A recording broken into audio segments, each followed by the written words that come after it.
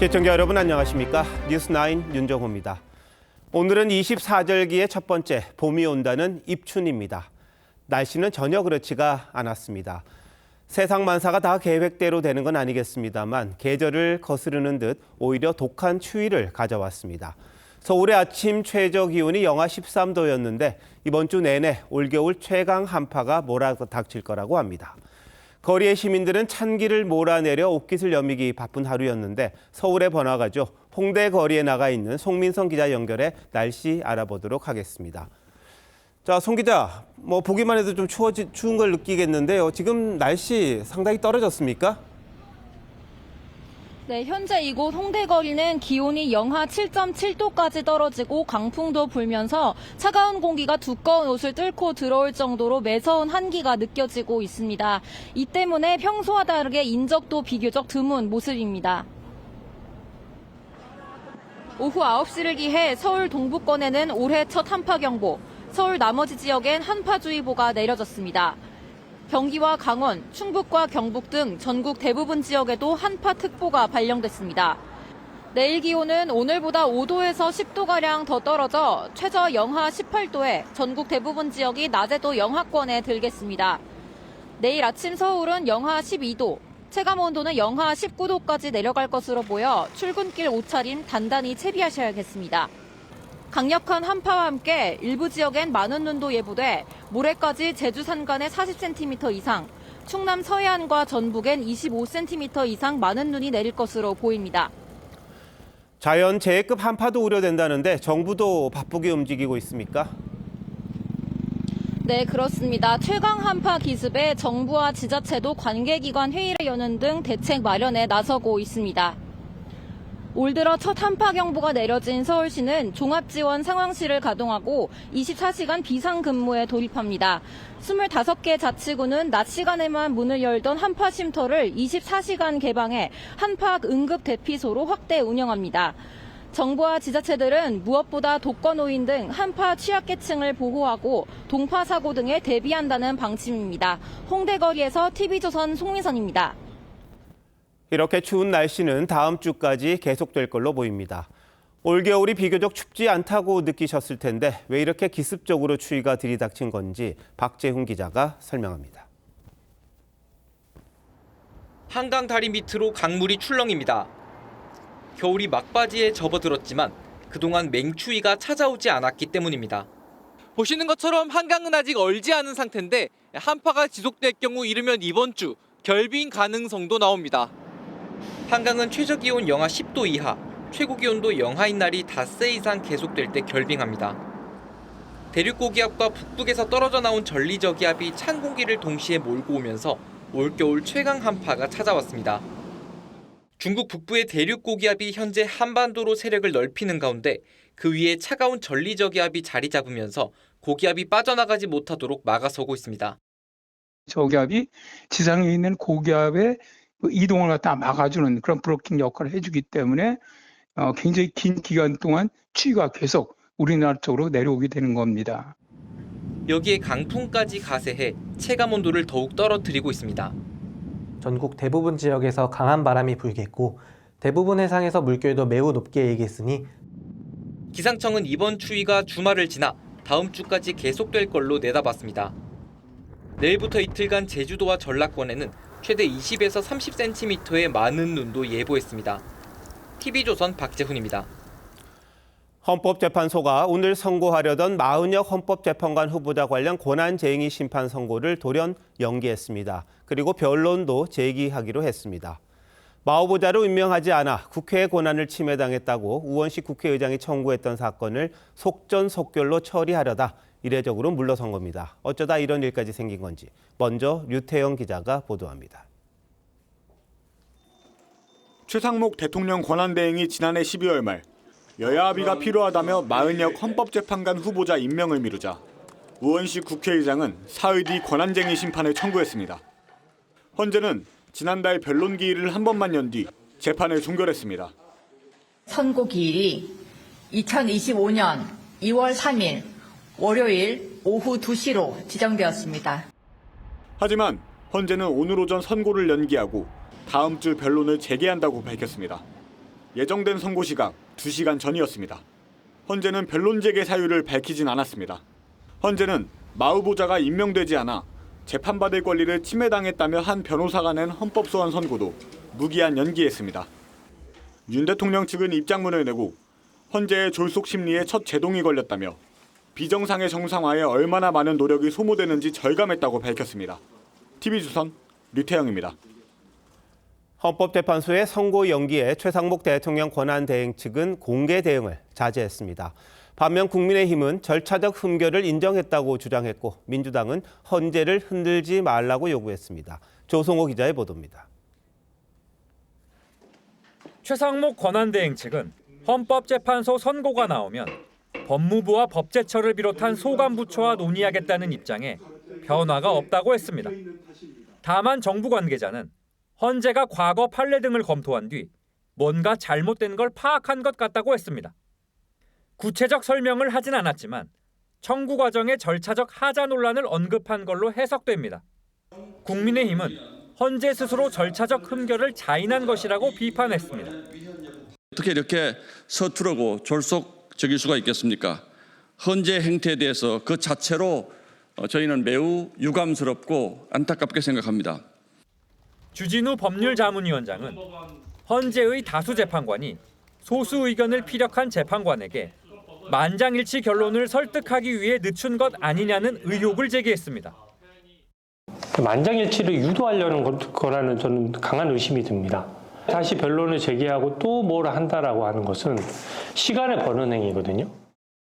헌재 결정에도 마은혁 후보자를 즉시 임명하지 않으면 최대행도 내란 공범이라고 압박했던 민주당은 선고가 연기되자 절차적 흠결을 만들지 않으려는 헌재의 고심이라고 했습니다.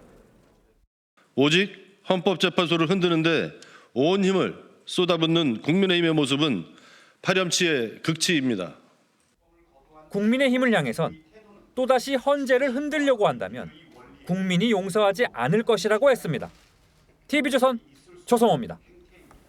네, 보신 것처럼 헌법재판소의 선고가 돌연 연기되면서 이유를 놓고 여러 가지 분석이 나옵니다. 사회부 법조팀 한지은 기자와 더 얘기 나눠보겠습니다. 자, 한 기자, 헌재가 선고를 2시간 앞두고 연기를 했어요. 이런 사례가 있었습니까?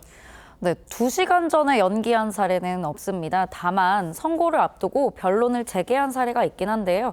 2016년 서울시와 대통령 간 지방세법에 대한 권한쟁의 심판 사건에선 있었던 일입니다.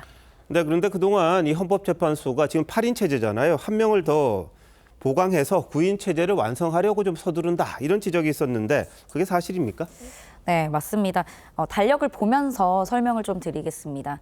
지난해 12월 31일 최상목 권한대행이 정계선 조환창 재판관을 임명하자 우원식 국회의장은 지난달 3일 권한쟁의 심판 청구를 했는데요. 헌재는 변론 준비 기일도 생략한 뒤 지난달 22일 변론 기일만 단 한 번 열고는 재판을 종결했습니다. 심판 청구 한 달 만에 속전속결식으로 선고를 내리려 했던 겁니다. 네, 그러다가 왜 갑자기 기류가 바뀌었습니까? 네, 취재해보니까 지난달 31일부터 이제 기류 변화는 좀 감지가 됐습니다. 최대행 측이 앞서 마은혁 후보자에 대해서 여야 합의가 확인되지 않았다, 이런 주장을 했는데요. 그러자 헌재는 지난달 31일 평일을 열었습니다. 당시 최대행 측이 신청한 증인은 채택하지 않더라도 최소한 주장에 대해서는 확인해야 되는 거 아니냐, 이런 의견이 나온 걸로 알려졌습니다. 헌재는 최대행 측에 의견서를 내달라고 했지만 최대행 측은 설 연휴 때문에 바로 의견서를 내기는 어렵다면서 변론 재개 신청서를 냈습니다. 결국 오늘 헌재 평의에서 변론 재개 신청이 타당하다, 이런 의견이 나온 걸로 보입니다. 여기에는 한덕수 총리 탄핵 심판 등 국가적으로 더 시급한 사안보다 9인 체제 헌재 완성에 더 속도를 낸다는 헌재에 대한 비판 여론도 작용한 걸로 분석됩니다. 네, 일부에서는 권한쟁의가 청구되는 절차, 우원식 국회의장이 국회를 다 대표할 수 있느냐, 이런 지적인데요. 그것도 연기 사유가 됐다, 이런 지적도 있던데 어떻습니까? 네, 헌재는 일단 함구하고 있습니다. 다만 이제 사유 중 하나 아니겠냐, 이런 추측들이 나오는데요. 최대행 측은 우원식 의장이 국회를 대표해서 권한쟁의를 청구하려면 국회 본회의 의결을 거쳐야 한다, 이런 주장을 해왔습니다. 헌재는 오늘 재판관들 논의를 통해서 국회 측에 오는 6일까지 관련 의견서를 내달라고 했습니다. 네, 근데 오늘 헌재 브리핑도 좀 논란이 됐더라고요. 공보관이 이런 말을 했죠. 인용을 전제로 이렇게 얘기한 것 같은데 만약에 인용이 된다면 최상목 대행이 따라야 한다. 그러지 않으면 위법이다. 이런 식으로 이야기했었습니까? 네, 그렇게 말을 했는데요. 마 후보자 임명 취지 결론이 나올 경우에 최 대행이 임명하지 않으면 어떻게 되냐? 이런 취재진 질문이 나와서 그거에 대한 답변을 한 겁니다.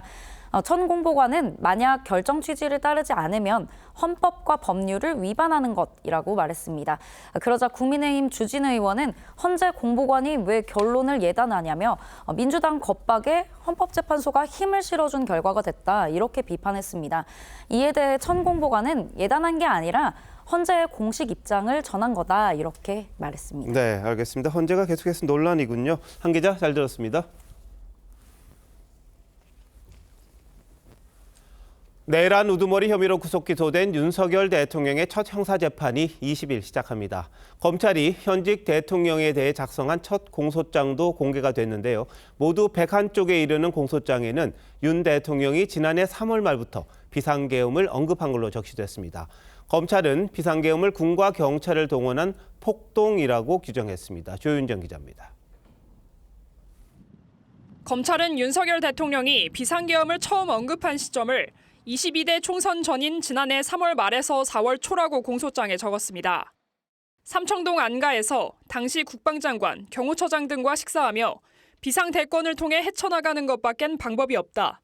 군이 나서야 되지 않느냐고 했던 겁니다.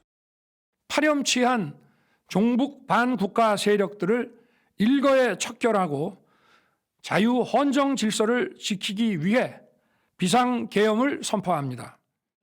검찰은 계엄 담화문과 포고령 등은 김 전 장관이 준비했고 윤 대통령이 별 수정 없이 됐다고 말하며 승인했다고 적었습니다.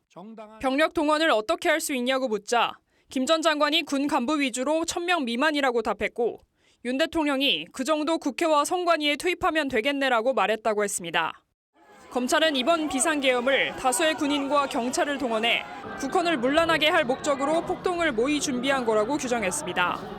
윤 대통령의 내란 혐의 형사 재판 첫 준비 기일은 이번 달 20일 서울중앙지법에서 열립니다. TV조선 조윤정입니다. 검찰은 윤 대통령이 계엄 당일 이상민 전 행안부 장관을 통해 일부 언론사에 전기와 수도를 끊으라는 지시를 했다는 내용도 공소장에 담았습니다. 계엄 선포 직전에 당시 한덕수 국무총리, 최상목 부총리 등이 반대 의견을 냈지만 강행했다고도 했습니다. 신유만 기자가 보도합니다. 지난달 13일 국회에 나온 허석곤 소방청장은 비상계엄 당일 일부 언론사 전기와 수도를 끊는 데 협조하라는 지시를 들었다고 했습니다. 차장하고 의논을 했는데 그 부분에 대해서 특별하게 어떤 액션을 취한 것은 없습니다.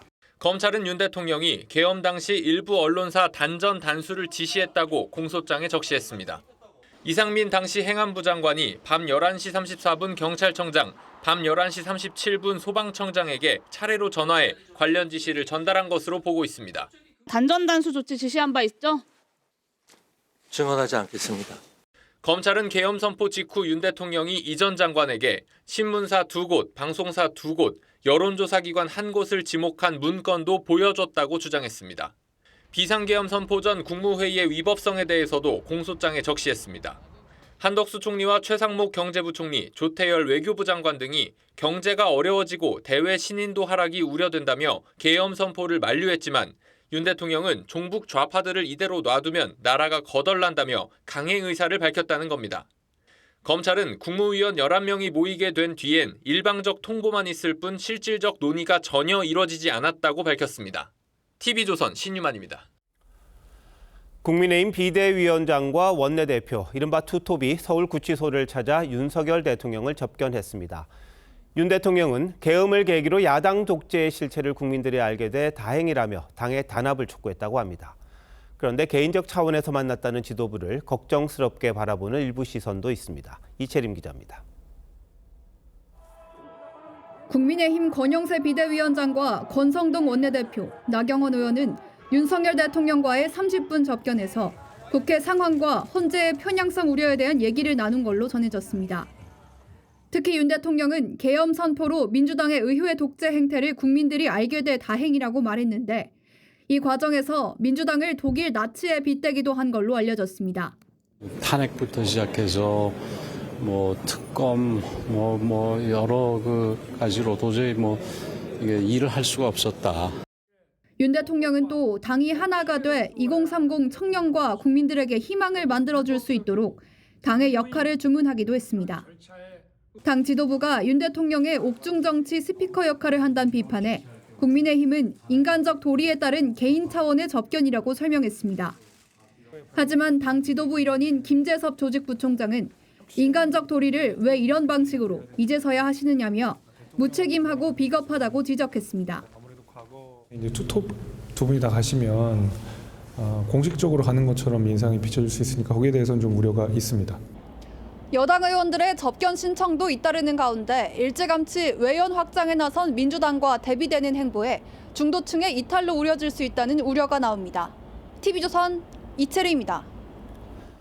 민주당 내 계파 갈등이 지난 대선 패배 책임론으로 번지는 모양새입니다. 문재인 청와대 출신 임종석 전 비서실장이 이재명 후보가 부족했음을 인정하라며 다시 목소리를 낸 겁니다. 이 대표를 겨냥한 비명계에 쓴 소리가 이어지자 이번엔 양문석 의원이 직설적으로 비명계를 비판했는데요. 이 대표가 중재하기는 합니다만 양측 갈등 쉽게 가라앉진 않을 듯합니다. 장세희 기자입니다. 이재명 일극 체제를 비판하는 비명계와 이를 반박하는 친명계가 신경전을 벌이는 가운데 임종석 전 비서실장이 다시 말을 보탰습니다. 지난 대선 패배에 대한 성찰이 필요하다며 이재명 후보가 부족했음을 받아들여야 비로소 이기는 길이 보일 것이라고 했습니다. 그러자 이 대표는 우리 안의 다른 의견을 배격하면서 내부 다툼이 격화되면 누가 가장 좋아하겠냐며 작은 차이로 싸우는 일은 멈추고 총구는 밖으로 향했으면 한다는 글을 올렸습니다. 친명계의 자제를 촉구하면서도 비명계의 불편함을 드러낸 거란 해석이 나왔습니다. 하지만 친명계 양문석 의원은 이 대표의 당부 1시간 만에 거친 표현으로 비명계를 직격했습니다. 노무현 대통령, 문재인 대통령이 청와대 비서 출신들의 사유물인가라며 노무현 파리, 문재인 파리를 그만하라고 한 겁니다. 양 의원은 과거 노 전 대통령을 노무현 씨라고 하거나 비명계를 향해 막말을 한 바 있는데 앞서 김경수 전 경남지사의 사과 요구도 사실상 양 의원을 겨냥한 거란 해석이 많습니다. 배신한 들은요 끝까지 배신합니다. 수박들이 그랬습니다. 양 의원은 1시간 반 뒤 다시 글을 올려 이 대표 말에 동의한다며 내부의 차이를 당분간 언급하지 않겠다고 했습니다. TV조선 장세희입니다. 조기 대선을 의식한 이재명 대표의 우클릭 행보가 계속되고 있습니다. 이번엔 반도체 특별법의 핵심 쟁점인 주 52시간 근무 예외 적용에 대해 전향적으로 검토하겠다고 했습니다. 국민의힘은 우측 깜빡이만 켜고 정작 우회전은 안 한다고 꼬집었습니다. 황정민 기자입니다. 반도체 특별법 관련 토론회에서 직접 좌장을 맡은 민주당 이재명 대표가 주 52시간 근무제 예외 적용도 검토해볼 수 있다는 입장을 피력했습니다. 반도체 산업 경쟁력 회복을 위해선 집중 근로가 필요하다는 재계의 요구가 합리적이라는 겁니다. 고도의 전문적 연구자들에 대해서만 유연성을 부여하는 게 합리적이지 않냐. 저도 많이 공감이 돼요. 노동자 건강권을 침해한다는 노동계의 반대엔 총 노동 시간이 늘어나는 건 아니지 않느냐며 중재에 나서기도 했습니다. 총 노동 시간 늘리자는 건 아니고 그 범위 내에서 유연하게 특정 시기에 몰아쓸 수 있게 하자. 그 말이죠? 예, 제가 정리하겠습니다. 이 대표는 지난 2023년엔 국민들에게 과로사를 강요하는 것과 다름없다며 윤석열 정부의 노동시간 계약을 막아내겠다고 한 바 있습니다. 노동계는 국회에서 기자회견을 열고 논의 중단을 촉구했습니다. 한 입으로 두말하며 노동자를 배신하는 정치인을 우리 국민은 신뢰할 수 없음을 분명합니다. 민주당은 당내 의견 조율을 거칠 사안이라며 아직 결론을 내린 건 아니라고 선을 그었습니다. 국민의힘은 반도체 중요성을 강조하면서 정작 반도체 특별법 처리는 미루고 있다며 말과 행동이 달라 민주당 지지자들도 혼란스러워한다고 지적했습니다. TV조선 황정민입니다. 관세를 무기 삼아 다른 나라를 협박하고 있는 도널드 트럼프 미국 대통령이 이번엔 유럽연합을 겨냥했습니다. 내일부터 캐나다, 멕시코, 중국의 관세를 더 부과하기로 한 데 더해 전 세계와 무역 전쟁을 벌이겠다는 태세입니다. 강하게 반발하는 대상국들과 타협의 여지는 있는 건지 이정민 기자가 보도합니다. 트럼프 미국 대통령이 작심한 듯 다음 관세 대상은 유럽연합이라고 지목했습니다. It will definitely happen with the European Union. I can tell you that because they've really taken advantage of us. 캐나다와 멕시코, 중국에 대한 관세 발표 후 철회 요구가 잇따르고 있지만 오히려 대상을 확대하겠다며 강행 의지를 밝힌 겁니다.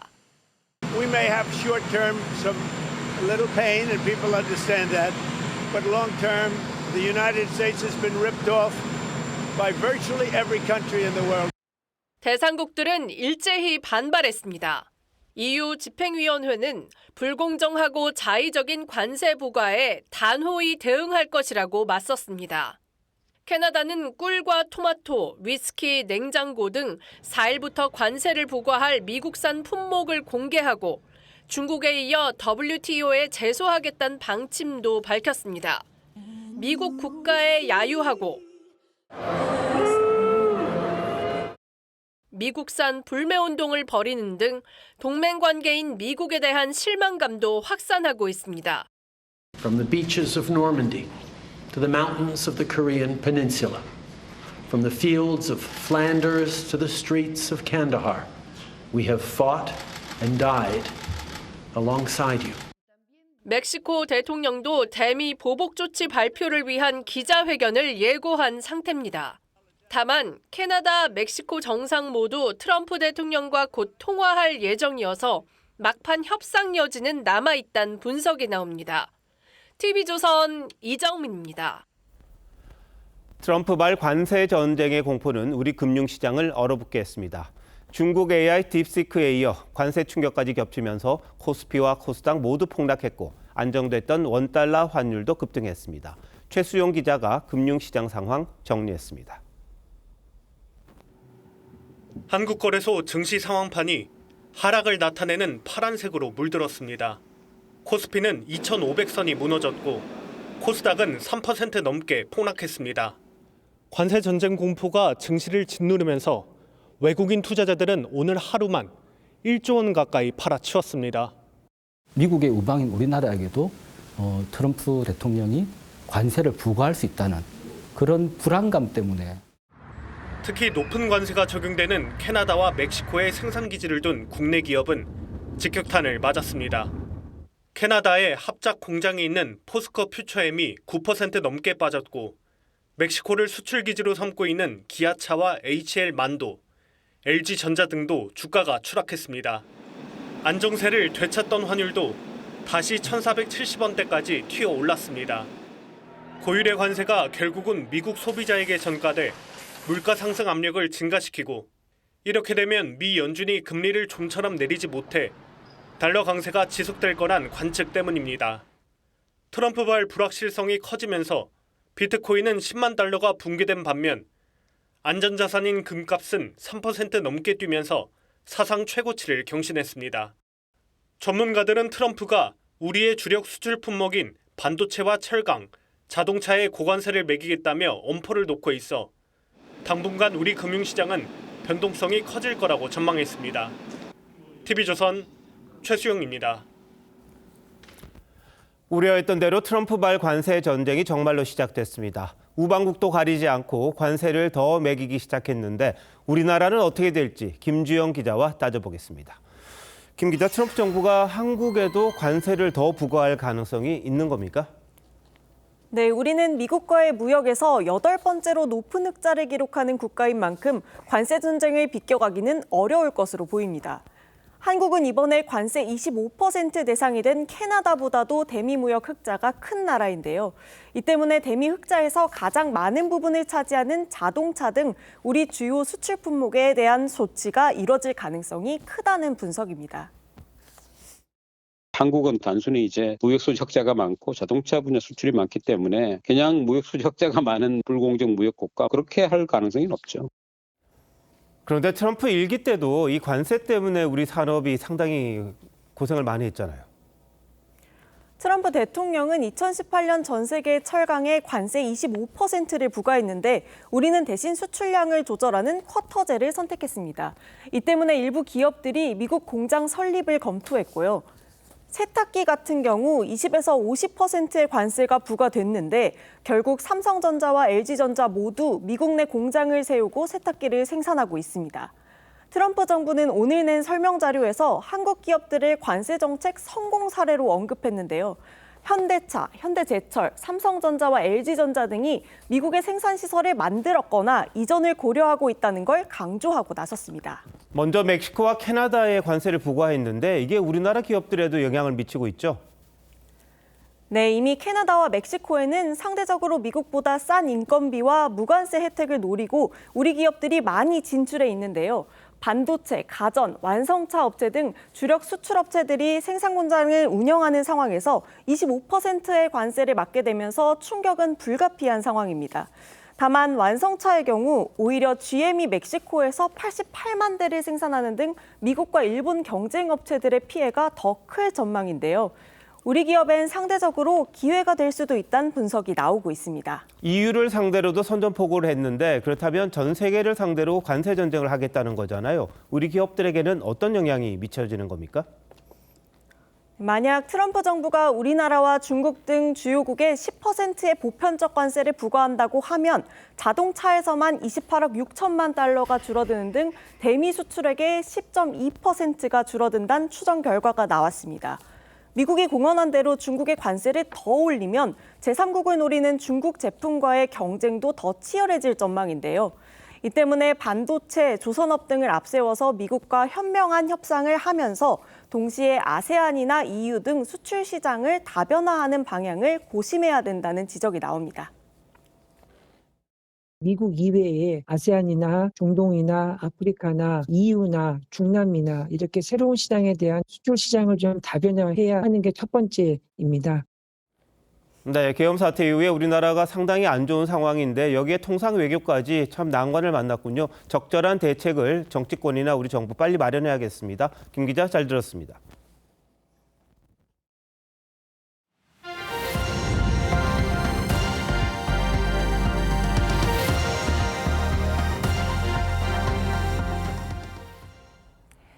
삼성의 경영권 승계 과정이 불법적으로 진행됐고 여기에 관여했다는 혐의로 재판을 받아온 이재용 삼성전자 회장이 1심에 이어 2심에서도 무죄를 선고받았습니다. 재판에 넘겨진 지 4년 5개월 만입니다. 먼저 정준영 기자입니다. 검찰은 이재용 회장이 2015년 삼성물산과 제일모직을 합병하는 과정에서 제일모직의 가치를 부풀렸다고 봤습니다. 자신이 최대 주주인 제일모직의 주가를 높이면 삼성전자 최대 주주인 삼성물산을 헐값에 인수할 수 있기 때문이란 겁니다. 이를 위해 제일모직 자회사 삼성바이오로직스의 자산 가치도 4조 5천억 원 정도로 부풀리는 분식회계를 저질렀다고 봤습니다. 행정법원에서 분식회계 인정된 데 혹시 입장 있으실까요? 하지만 2심 재판부는 이 회장의 19개 혐의에 모두 무죄를 선고했습니다. 작년 2월 1심 판결과 같은 결론입니다. 두 회사 합병이 경영권 승계만 목적으로 이뤄졌다고 보기 어렵고 합병 비율도 문제가 없다고 판단했습니다. 또 삼성바이오의 회계 처리도 분식 회계가 아니라 실제 상황에 맞는 것이라고 봤습니다. 검찰은 항소심에서 새 증거 2,300여 건을 냈지만 재판부는 위법하게 수집됐다며 일부를 인정하지 않았습니다. 오늘 판결은 기소 4년 5개월 만입니다. 이번 판결을 계기로 이제는 피고인들이 본연의 업무에 전념할 수 있게 되기를 희망합니다. 검찰은 판결문을 면밀히 분석한 뒤 상고 여부를 검토하겠다고 밝혔습니다. TV조선 정준영입니다. 이로써 이재용 회장은 10여 년간 이어진 사법 리스크를 털어냈습니다. 그 기간만큼이나 삼성은 과감한 개혁과 투자가 실종됐다는 평가를 받아왔습니다. 앞으로 이 회장이 어떤 행보를 보일지 재계의 관심이 집중되고 있습니다. 이어서 오현주 기자입니다. 항소심에서 무죄를 선고받은 이재용 회장은 10여 년 만에 경영에 100% 전념할 수 있게 됐습니다. 당장 오는 3월에 열리는 주주총회에서 삼성전자의 등기이사로 정식 복귀할 것으로 전망됩니다. SK의 주도권을 빼앗긴 메모리 반도체 재건과 트럼프의 관세 정책에 대응하기 위해 미래전략실 같은 컨트롤 타워의 부활도 예상됩니다. 미전실은 지난 2017년 국정농단 당시 해체됐는데 이후 전략적 의사결정이 제대로 되지 않는다는 지적이 끊이지 않았습니다. 고위 관계자는 책임 경영과 위기 극복을 위해 검토해 볼 수 있는 사안들이라고 했습니다. 과감한 투자와 신사업 발굴에도 속도가 붙을 전망입니다. 지난해 기대 이하 실적에도 시설 투자에 역대 최대인 53조 6천억 원을 쏟아부은 삼성전자는 아직 올해 투자 계획을 확정하지 못했습니다. 하지만 지난 2021년 가석방된 직후 3년간 240조 원에 달하는 초대형 투자 계획을 발표한 적이 있는 만큼 이번에도 깜짝 투자 계획을 내놓을 것이란 전망이 나옵니다. M&A와 또한 각 지역별 투자 등을 적극 모색할 것으로 보이고 새로운 신기술과 새로운 먹거리에 대한 방향을 2016년 하만 인수 이후 7년 넘게 멈춰선 대형 M&A도 재개할 가능성이 있습니다. TV조선 오현주입니다. MBC 기상캐스터 고 오요한나 씨가 직장 내 괴롭힘에 시달렸다는 의혹의 파장이 커지고 있습니다. 고인은 숨지기 2달 전에 괴롭힘을 당했다는 사실을 기상팀 내 선임에게 보고했었고 이 보고 사실을 어머니에게 털어놨던 것으로 알려졌습니다. 이낙원 기자의 단독 보도입니다. 고 오요한나 씨에 대한 직장 내 괴롭힘 의혹이 불거지자 MBC는 지난달 27일 고인이 고충 담당 부서나 관리 책임자들에게 알린 적이 전혀 없었다고 밝혔습니다. 그런데 고인이 숨지기 2달 전 엄마에게 전화해 괴롭힘 사실을 선배에게 얘기했다고 말한 녹취가 있는 걸로 확인됐습니다. 요한나가 직접 또 수없이 상담을 합니다. 구두로 한테 얘기를 했는데 혼내줬다. 녹취에 언급된 A씨는 공식 직책은 없지만 기상팀 내 업무 조정 등 책임자 역할을 맡고 있는 걸로 전해집니다. 유족들은 A씨가 고인의 고충을 알면서도 괴롭힘에 가담했다며 분통을 터뜨렸습니다. 틱톡방에서 그렇게 까는 건 나중에 한 거예요. 절벽에 서 있는 애를 밀어버린 거예요. 고질적 문제란 지적도 잇따랐습니다. 박은지 전 MBC 기상캐스터는 참고 버텨봐서 안다며 뿌리 깊은 직장 내 괴롭힘 문화가 끝까지 밝혀져야 한다고 했고 배수연 전 캐스터도 나의 목소리에 누구 하나 귀 기울여주지 않았다고 했습니다. 경찰이 내사에 착수한 가운데 MBC는 오늘 진상조사위원회를 꾸리고 고인이 사전에 고충을 알렸다는 부분까지 포함해 철저하게 조사하겠다고 밝혔습니다. TV조선 이낙원입니다. 에어부산 여객기 화재 발생 일주일 만에 원인을 밝히기 위한 합동감식이 진행됐습니다. 조사요원들은 불이 시작된 기내 선반을 집중적으로 살폈습니다. 하지만 기내가 화재로 심하게 녹아버린 상황이라 원인 규명엔 다소 시간이 걸릴 전망입니다. 김동영 기자입니다. 방호복을 입고 마스크를 쓴 사람들이 불에 탄 여객기에 오릅니다. 합동감식에는 국토교통부 항공철도사고조사위와 경찰과 소방, 그리고 국제민간항공기구 규정에 따라 여객기 제조사 관계자들까지 참여했습니다. 사고조사위는 불이 시작된 걸로 추정되는 여객기 꼬리 쪽 선반 등을 집중적으로 살폈습니다. 꼬리 쪽 기내 선반은 승객과 승무원이 처음 불길을 봤다고 지목했고 관련 사진도 공개된 곳입니다. 불이 갑자기 올라오더라고요. 네. 그 짐칸에서.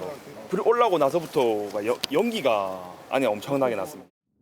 승객의 휴대용 보조 배터리나 전자기기 등에서 처음 불이 났을 거란 분석이 나오지만 현장 감식에서는 관련 증거물들을 찾기 어려웠던 걸로 전해졌습니다. 도발 헤드빙이 안 남아있어요. 다 타버려서 그냥 보조 배터리 형태가 남아있는 것도 아니고 그거는 정밀 감식 들어가 봐야 알 것 같고요. 화재 원인을 밝힐 국가수의 정밀 감식 결과가 나오기까지는 통상 한 달가량 걸립니다. 항공사 측에 과실이 있었는지에 대한 경찰의 수사는 감식 결과가 나온 이후 본격적으로 이뤄질 전망입니다. TV조선 김동영입니다. 울릉도 인근 바다에 최대 51억 배럴의 가스와 석유가 추가로 매장됐을 가능성이 제기됐습니다. 현재 탐사 시추가 진행 중인 대왕고래 해역과는 다른 위치로 이곳엔 마귀상어라는 이름이 붙었습니다. 충분한 검증이 필요하지만 예상대로라면 동해 심해 유전의 매장량은 최대 191억 배럴로 늘어납니다. 먼저 유혜림 기자입니다. 최대 140억 배럴의 석유와 가스가 매장된 것으로 추정돼 탐사 시추가 진행 중인 동해 울릉분지. 이곳에 자원이 더 있을 수 있다는 분석 결과가 나왔습니다. 심해 기술평가 전문기업 액트지오는 가스와 석유 매장 가능성이 큰 14개의 새로운 유망 구조를 발견했으며 매장량이 최소 6억 8천만 배럴에서 최대 51억 7천만 배럴이라고 밝혔습니다. 특히 마귀상어로 이름 붙여진 유망 구조는 12억 9천만 배럴의 석유와 가스가 묻혀 있고 탐사 성공률은 대왕고래와 비슷한 20% 수준으로 추정됐습니다. 일단 그 탐사를 통해 가지고 어떤 구조가 발견이 됐다라고 하는 거는 이제 발견에 대한 가능성을 일단 보는 것 부분이고요. 액트지오는 앞서 대왕고래 프로젝트의 유망성을 분석한 회사입니다. 다만 이번 결과는 탐사 데이터를 토대로 분석한 것으로 검증 절차는 거치지 않았습니다. 굉장히 신중하게 저희가 접근해서 이 숫자에 대한 의미를 그 중요성을 좀 생각하는 것이 필요한 것이 아닌가 그렇게 생각이 듭니다. 정부는 국내외 전문기관의 충분한 검증을 거쳐 사업 추진 여부를 결정할 계획입니다. TV조선 유혜림입니다.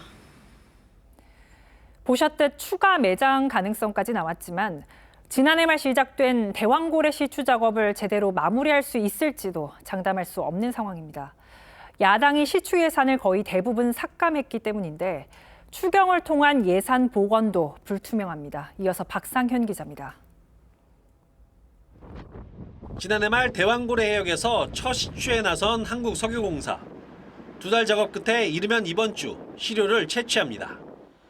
성공 확률이 20%라는 분석에 따라 석유공사는 총 5개 탐사 시추공을 뚫을 예정이었지만 앞으로의 일정은 불투명합니다. 정부와 석유공사가 절반씩 부담하기로 한 시추 비용 확보를 위해 지난해 말 정부가 505억 원의 예산을 신청했지만 야당이 사실상 전액 삭감했기 때문입니다. 석유공사의 1차공 탐사 시추를 정부가 지원하는 것은 너무나 당연한 일이며 이는 정부의 책무이기도 합니다. 석유공사는 5,900억 원 규모의 회사채를 발행해 시추 예산을 마련하기로 했지만 이미 자본 잠식 상태라 재무 악화가 우려됩니다. 이런 상황에서 대규모 유전 가능성이 추가로 제기되자 여당은 삭감된 시추 예산을 복원해야 한다고 나섰습니다. 추경 등을 통해서 대왕고래 프로젝트 예산을 복구시키고 본 사업이 차질 없이 추진될 수 있도록 최선을 다하겠습니다. 하지만 야당은 추경에는 동의하면서도 대왕고래 예산 복원에 대해선 직접적인 언급을 피하고 있습니다. 국정협의체부터 복귀해서 추경을 논의하자 이렇게 말씀하셨는데 일단 말씀의 취지에는 동의하고 환영합니다. 판은 커지는데 시추비는 없는 동해 심해 가스전. 탐사 단계에서부터 좌초 위기에 놓였습니다. TV조선 박상현입니다.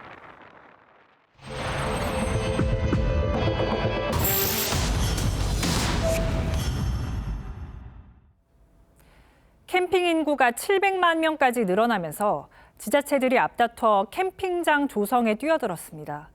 그런데 신중한 검토 없이 추진된 일부 캠핑장의 경우 수십억 원에서 100억 원대 예산을 들이고도 문을 못 열고 있습니다.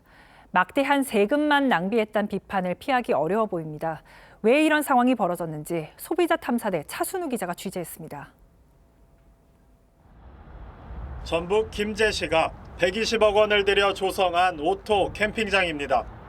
캠핑카 50대 규모의 샤워실과 취사실, 어린이 놀이터 등을 갖췄습니다. 이 캠핑장 면적은 43,000제곱미터로 축구장 5개를 합한 크기입니다. 지난 2023년 6월 완공했는데 주위를 둘러봐도 이용객은 보이지 않습니다. 오래전부터 조성이 돼 있다고 같이 공사를 시작했어요. 수익성이 불투명해 5차례 입찰에도 운영을 맡을 사업자가 나타나지 않은 탓입니다. 사용료가 좀 높다 보니까 사용료 감면 규정 마련한 후에 업무 준비 중이고. 대구 남구의 해넘이 캠핑장도 비슷한 처지입니다. 83억 원을 들여 2023년 5월 완공됐지만 역시 그냥 방치돼 있습니다. 천막이 아닌 펜션 형태로 지어졌는데 관광진흥법상 야영장업에 맞지 않는다는 감사원의 시정 조치를 받았습니다. 대구 남구청은 관련법 개정 등을 통해 운영 방안을 찾고 있다고 밝혔습니다. 저러고 계속 놔두면 어떡해. 아깝잖아. 돈도 아깝고. 지자체가 조성한 공공캠핑장은 전국에 457개. 그런데 이렇게 혈세만 낭비된 캠핑장이 곳곳에 있습니다. 충남 논산의 이 캠핑장은 수풀에 덮여 찾기도 어렵습니다. 가로등은 뽑혀 있고 수도는 끊겼습니다. 물도 안 나오네. 범람 위험이 있는 곳인데도 안전규정을 무시한 채 지어졌기 때문입니다. 벌써 몇 년 됐죠. 쓰레기 버리고 가니까 안 좋다고. 논산시는 다른 활용 방안을 찾고 있다고 밝혔습니다. 전문가들은 정밀한 수요 예측과 입지 선정, 면밀한 법 규정 검토가 반드시 선행돼야 한다고 지적합니다. 지자체 자체에서 오랜 계획이나 이런 것들을 통해서 그 캠핑장이 조성이 돼야 되는, 그냥 조성해 놓으면 그 다음에 관리를 잘 안 하는 것 같아요. 귀중한 세금만 낭비되는 일이 더는 없어야겠습니다. 소비자 탐사대 차순우입니다. 윤석열 대통령 측은 계엄 선포 이유 중 하나로 부정선거가 있었는지를 점검하기 위해서라고 주장하고 있습니다. 이를 확인하기 위해 헌법재판소에 21대 총선 인천 연수울 지역구의 투표자 수 검증을 신청했는데 기각당했습니다. 그러자 다시 이를 요구했는데 왜 그러는 건지 안혜리 기자가 보도합니다. 윤 대통령 측은 헌법재판소에 21대 총선 인천 연수울 지역구의 투표자 수 검증을 신청했습니다. 2022년 대법원이 선거 부정이 없었다고 결론 냈던 곳입니다. 하지만 윤 대통령 측은 당시 선관위가 제출한 선거인 명부가 개인정보가 가려져 제대로 검증되지 않았다고 주장했습니다. 선거인의 성명과 주소가 삭제되어 명부상의 투표자가 실제로 투표했는지 여부를 전혀 확인, 검증할 수 없도록 되어 있습니다. 헌법재판소는 지난달 31일 윤 대통령 측 신청을 기각했습니다. 피청구인의 1월 30일자 투표자 수에 관한 검증 신청은 기각되었습니다. 이에 윤 대통령 측은 입장문을 내고 기본적인 검증조차 허락하지 않는 건 선거 부실 관리를 음모론으로 치부하거나 심리하지 않겠다는 예단을 보인 것이라고 헌재를 비판했습니다. 또 변론기일에 왜 검증 신청을 하는지 설명을 듣고 그 후 증거 신청에 대한 결정을 하는 것이 공정한 재판관의 자세라고 했습니다. 윤 대통령 측은 인천 연수울 지역구의 21대, 22대 총선을 다시 검증해달라고 신청했습니다. TV조선 안혜리입니다. 2020년 21대 총선 당시 인천 연수울 선거구는 부정선거론의 시작점이었습니다. 당시 낙선한 민경욱 전 의원이 위조 투표지가 발견됐고 선관위 서버도 해킹됐다고 주장하며 선거 무효 소송을 냈습니다. 이에 법원은 모두 정상이라며 기각을 했는데 당시 어떤 일이 있었는지 김도영 기자가 알아봤습니다. 인천 연수구 의리 지역구였던 민경욱 전 의원은 2020년 4월 21대 총선에서 2,893표 차이로 낙선했습니다. 이후 부정선거 의혹을 제기하며 한 달 만에 선거 무효 소송에 나섰습니다. 당시 선임된 변호인이 윤 대통령 대리인단에도 포함된 석동현 변호사입니다. 중앙선거관리위원회는 선의의 피해자인지 아니면 부정선거의 주범이며 공범인지. 민 전 의원은 알 수 없는 누군가가 위조한 투표지를 사전투표함에 대량으로 넣었고 선관위 서버에도 침투해 사전투표수를 부풀려 선거 결과를 조작했다고 주장했습니다. 대법원은 이를 확인하기 위해 선관위 서버와 개수기 등에 대한 현장 검증을 하고 민 전 의원이 위조라고 주장한 투표지 122장도 감정했습니다. 결과는 기각이었습니다. 대법원은 부정선거가 실제로 일어나려면 고도의 해킹 능력, 대규모 조직, 막대한 재원이 필요할 것이라며 민 전 의원은 누가 부정선거 실행을 했는지 증명하지 못했고 감정한 투표지도 모두 정상이라고 했습니다. 나동현 당시 경남 양산을 미래통합당 후보도 21대 총선에서 김두관 당시 더불어민주당 후보에게 패하자 부정선거를 주장하며 당선 무효 소송을 제기했지만 대법원은 증거가 없다며 청구를 기각했습니다. TV조선 김도영입니다. 챗 GPT를 개발한 오픈 AI의 CEO 샘 올트먼이 내일 한국을 찾습니다. 카카오와 협업을 발표하고 SK와 삼성 등 국내 IT 업계 수뇌부를 만난다고 합니다. 중국의 AI 모델 딥시크 충격 직후라 방한 배경에 관심이 모아지고 있습니다. 윤수영 기자입니다. 일본을 찾아 직접 새 인공지능 모델을 공개한 챗 GPT의 아버지 샘 올트먼. This is a huge step forward for AI, and it really gets at Masa's vision for what enterprise AI can look like. 이시바 시게루 총리, 손정희 소프트뱅크 회장을 만나 AI 협력 방안을 논의한 올트먼이 내일 우리나라를 찾습니다. 국내 AI 개발자와의 비공개 워크숍을 위한 방문이지만 행보는 전략적입니다. 올해 상반기 중 새로운 AI 출시를 앞두고 있는 카카오 정신화 대표를 만나 전략적 협업을 발표할 예정인데 카카오톡과 카카오티 등의 챗 GPT 모델이 적극 활용될 것으로 예상됩니다. 올트먼은 이어 최태원 SK그룹 회장, 이재용 삼성전자 회장과도 차례로 회동할 예정입니다. 이 같은 행보는 딥시크가 보여준 중국발 AI 돌풍에 대응하기 위한 것으로 해석됩니다. 또는 이제 우방국인 한국, 일본, 인도 이런 여러 국가들과 더 협력해야 될 필요성이 생겼고요. 그런 면에서 한국은 딥시크의 출연으로 오히려 더 좋은 기회를 맞았다고도 볼 수 있습니다. 앞서 올트먼은 딥시크에 대해 성능은 새로운 것이 아니라며 애써 평가절하하기도 했습니다. 중국에 맞설 AI 동맹 구축에 나선 오픈 AI가 올해 안에 한국 법인을 설립할 것이란 전망도 나오고 있습니다. TV조선 윤수영입니다.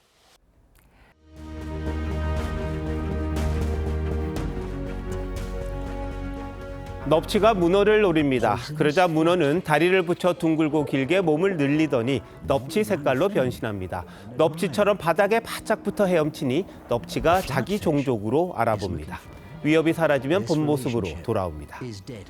바다 뱀 앞에선 길쭉하게 몸을 늘려 흉내내고 독가시를 가진 솔베 간팽을 따라 촉수를 세워 모양과 색을 또 바꿔버립니다. 미믹 옥토퍼스, 변신의 천재, 흉내 문어입니다. 40가지 넘게 변신할 수 있는 바다의 카멜레온, 자연의 위대한 배우입니다. 이재명 민주당 대표가 파격적인 변신을 시도하고 있습니다. 신년 기자회견 때는 자신의 상징 같던 기본 사회를 버리고 성장론을 꺼내들었습니다. 친노동도 벗고 기업을 앞세웠습니다. 기업이 앞장서고 국가가 뒷받침해 다시 성장의 길을 가야 합니다. 기업의 성장 발전이 곧 국가 경제의 발전입니다. 당론 1호 법안, 전국민 25만 원 지원금도 포기하고 오늘은 주 52시간제의 예외를 두는 것에도 긍정적입니다. 과거 미군은 점령군, 흉악한 사드 대신 보일러 놔드려야겠어요 라던 안보관도 바뀐 듯합니다. 한미동맹 강화를 역설하는 모습이 낯설어 보입니다. 진정성이 의심스럽다는 지적에는 흥묘백묘론으로 대꾸했죠. 이념과 진영이 밥 먹여주지 않습니다. 검든 희든 쥐만 잘 잡으면 좋은 고양이 아니겠습니까? 하지만 여전히 의심은 계속됩니다. 존경한다고 했더니 진짜 그런 줄 알더라는 전설적인 어록이 아직도 생생하기 때문입니다. 탄핵 국면에서도 지지율이 박스권에 갇혀있는 답답함이 자신의 정체성까지 바꾸는 절박함이 됐을 수는 있습니다. 하지만 말이 아닌 행동이 앞서야 합니다. 중국 5대 19 시대 5왕조에서 재상을 지낸 풍도, 처세의 달인이었습니다. 그가 남긴 혀의 시, 설시 한번 떠올립니다. 입은 재앙을 여는 문이고 혀는 자신을 베는 칼이니 입을 닫고 혀를 깊숙이 간직한다면 어디서나 편안하리라. 2월 3일 앵커 칼럼 오늘 변신 어디까지 해봤니? 였습니다.